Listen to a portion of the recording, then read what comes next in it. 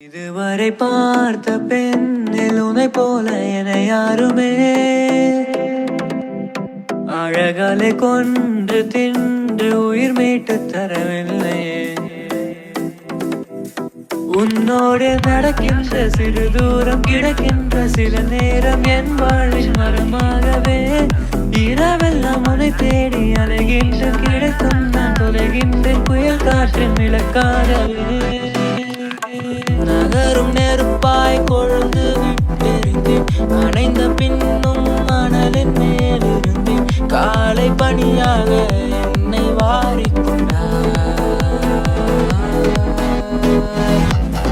மரகத மாளிகை மமதைகள் மாய்ந்து வீழும் மகரந்த சேர்க்கை காதல்